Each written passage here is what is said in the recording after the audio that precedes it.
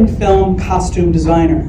Best known for turning the Black Panther superhero into an African king, Carter makes history as the first Black person to win the costume design category and earned Marvel Comics, or Marvel Studios, forgive me, their first Oscar recognition. For Black Panther, Wakanda Forever, she made history again for her stunning and outstanding costume design work, and becomes the first Black woman to win multiple Academy Awards in any category.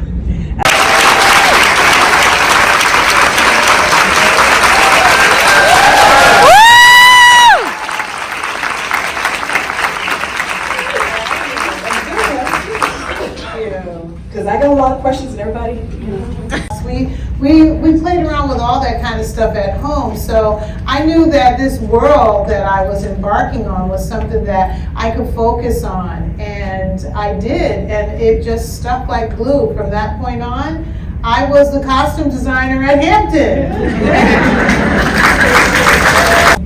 What are some of the things that are going through your mind as you're beginning to imagine?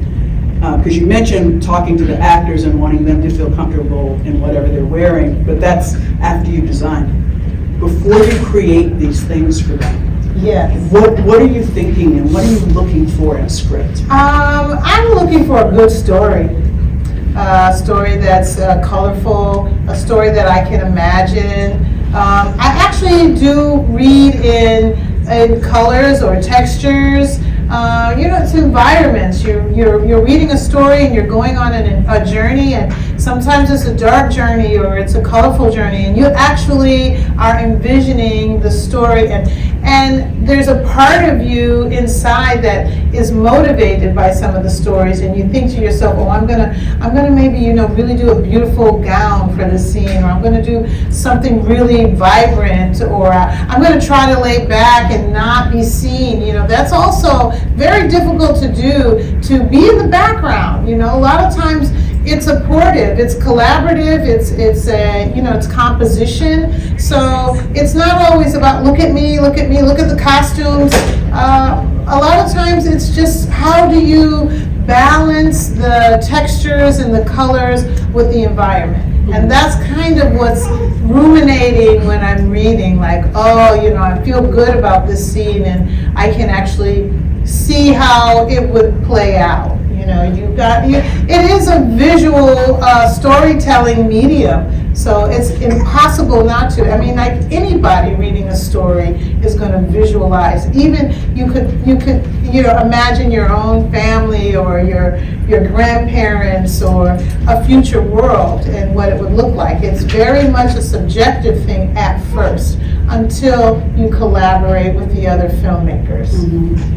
And what does that mean? And you hand it over to others to build. I always dreamed of being a designer like that.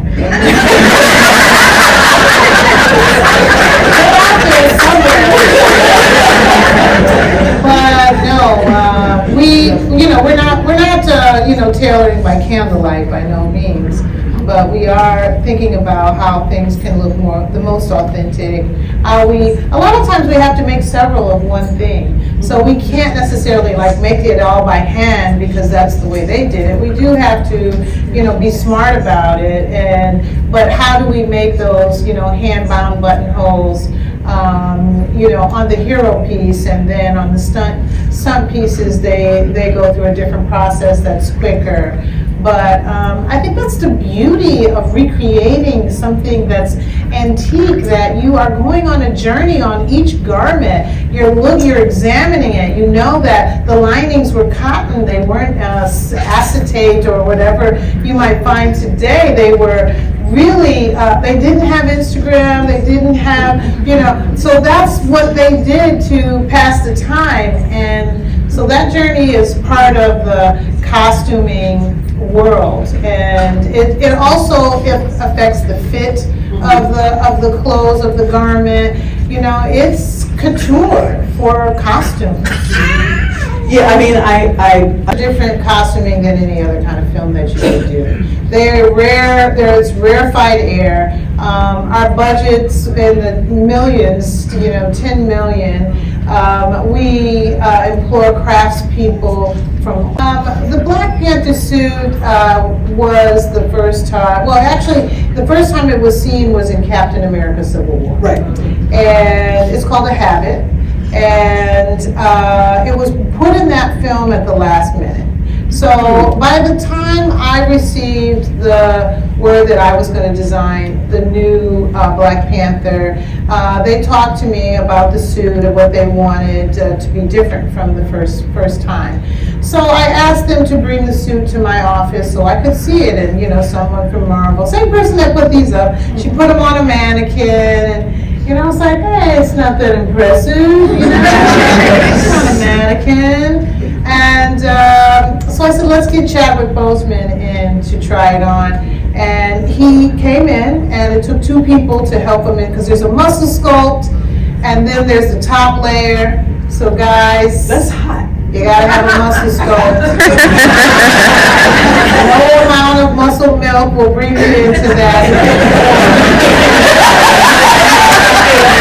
You have to have a muscle suit. And then we put the top layer on him, and it wasn't until he put the helmet on that it became majestic. Mm-hmm. I was in awe, and he's stretching and moving, and I'm like, wow, my mouth is open. And he says, yeah, but I really can't lift my arm.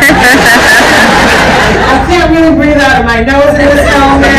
There were some things that needed to change, So we went about the work of creating the new suit. I wanted it to be super thin because I had gone to Warner Brothers and observed the Man of Steel, and I saw all of the Superman costumes through the eras.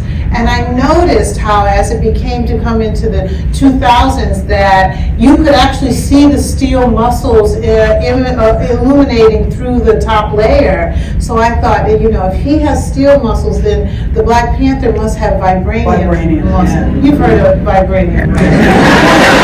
It's not really. And so I thought, let's do vibranium, let's do the top layer really thin. And we went about Ryan Meiterding, who works for Marvel, he's the head of their design group. They actually designed the Panther suit. They own the suit, but I noticed there wasn't enough attention paid to the details, the lettering, all of that was not there. And I thought, this is the king of Wakanda. He's walking around Wakanda in this leotard, basically. How does that connect to Africa? So I developed a triangle. I called it the Okavango triangle, and it represented the family. And I saw a lot of triangle shapes in the artistry of Africa. So I thought, we'll do the triangle all over the suit. There was also this line that went around the Panther suit when he was met with kinetic energy. It would light up purple. Remember that? And so we put the language there. And so, Marvel thought that was a great idea, but they wanted to decide what it would say, because fans are going to try to figure it out.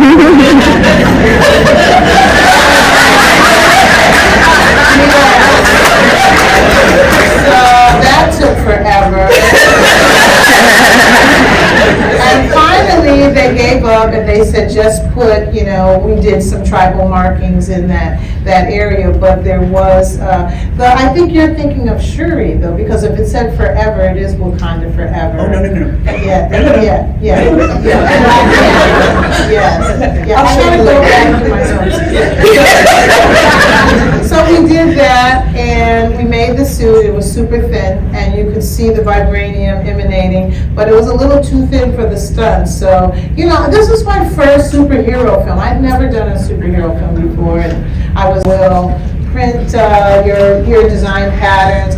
And as with the Okavango triangle or the Panther suit, there's a guy who meticulously figures out how small the triangle should be in certain areas so that when it stretches over the body, it doesn't grow too big. And so we print the first suit in white. And it's almost like he's sitting there with a Sharpie, and he's figuring out what areas after we stretch it over the body form, remember that, guys, stretch over the body on Marshall, was the day they told me that I was going to design Black Panther. And I had just met him. So I thought, I can't go into his trailer on the first day and say, hey, yeah, I'm dressing you as Marshall, and guess what? I'm going to do Black Panther too. So I kept it to myself. And I wanted to create a relationship with him. I wanted him to enjoy his experience with me on Marshall first. And so about the last 2 weeks of filming, I was like, maybe now's a good time to mention that I'm the costume designer for Black Panther. And he came into set, and I was like, hey Chad, you looking good? You know, I'm going to be the costume designer for Black Panther. And he was like, yeah, I know.